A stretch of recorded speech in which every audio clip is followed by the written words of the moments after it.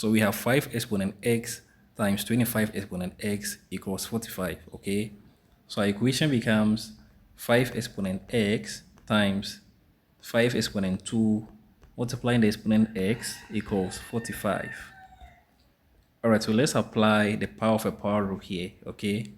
So if you have a exponent m multiplying the exponent c, this equals a exponent mc. So we are going to have 5 exponent x times 5 exponent 2x equals 45. Alright, now let's apply the first law of indices here, okay? The first law states that if you have a exponent c multiplying a exponent b, this equals a exponent c plus b.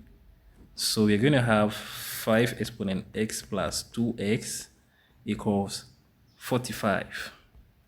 Okay, so our equation becomes 5 exponent 3x equals, now 45 is the same as 5 times 9. Okay, so we are going to have 5 exponent 3x equals 5 is the same as 5 exponent 1 times 9 is the same as 3 exponent 2.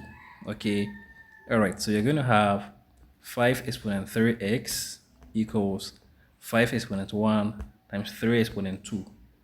Now let's divide here by 5 exponent 1, here by 5 exponent 1 in order to apply the quotient rule.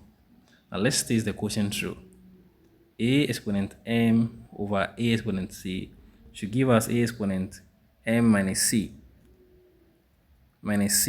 Okay, so our equation becomes 5 exponent 3x minus 1 equals, okay, equals 3 squared.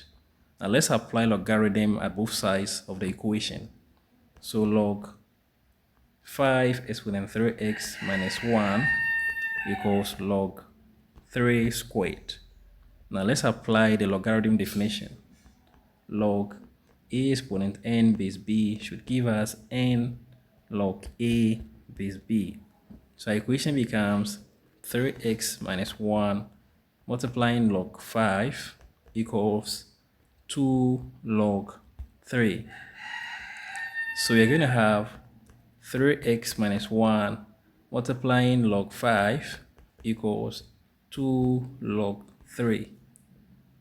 Now let's divide here by log 5, here by log 5. So this and this will cancel.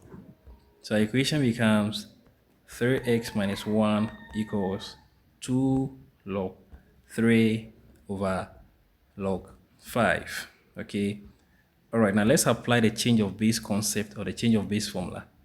So log a over log b equals log a base b. So our equation becomes 3x minus 1 equals 2 log 3 base 5. Okay, so we are going to have 3x equals 2 log 3 base 5 plus 1.